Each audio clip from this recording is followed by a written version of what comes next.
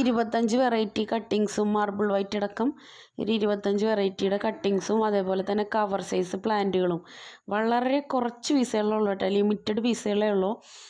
ആദ്യം തന്നെ channel subscribe ചെയ്യുക, ബെല്ലൈക്കൺ എനേബിൾ ചെയ്യുക, ലൈക്ക് ചെയ്യുക, ഒന്ന് ഷെയർ ചെയ്യുക, എന്തെങ്കിലും ഒരു കമൻറ്റ് ഇടുക. അതിന് ശേഷം സ്ക്രീനിൽ കാണുന്ന നമ്പറിൽ കോൺടാക്റ്റ് ചെയ്യുക. ഓക്കെ, ഹൈബ്രിഡ് വെറൈറ്റിയുടെ കട്ടിങ്സാണ്. അപ്പോൾ ഈ നമ്പറിൽ നിങ്ങൾ കോൺടാക്റ്റ് ചെയ്യുകയാണെങ്കിൽ അതിൻ്റെ ഡീറ്റെയിൽസും കാര്യങ്ങളൊക്കെ ഞാൻ ഇട്ടുതരാം. ഹൈബ്രിഡ് കട്ടിങ്സ് പിടിച്ചിട്ടുള്ള എൻ്റെ ഫോട്ടോസാണ് കേട്ടോ. പലർക്കും ഹൈബ്രിഡ് വെറൈറ്റി പിടിക്കുമോ പിടിക്കില്ലേ എന്നുള്ള സംശയമൊക്കെ ഉണ്ട്.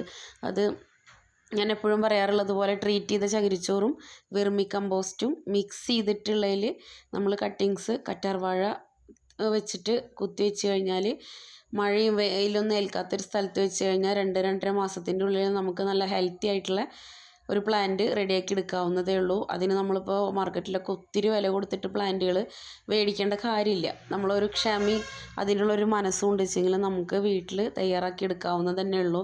ഈ മറ്റേ ഹൈബ്രിഡ് ബൊഗൈൻവില്ല, അതുപോലെ ഗ്രാഫ്റ്റ് ചെയ്ത മൾട്ടി ഗ്രാഫ്റ്റ് ചെയ്ത ബൊഗൈൻവില്ലയുടെയൊക്കെ നമ്മളൊന്നും കുറച്ചൊന്ന് അതിന് റെഡി ആണെങ്കിൽ നമുക്ക് വീട്ടിൽ തന്നെ നമ്മുടെ അടുത്ത സീസൺ ആകുമ്പോഴത്തേനും മുറ്റം നിറയെ പൂക്കൾ ആക്കിയെടുക്കാൻ പറ്റും. നിങ്ങളൊന്ന് കൂടെ നിന്നാൽ മതി. ഓക്കെ, കട്ടിങ്സ് അവൈലബിൾ ആണ്.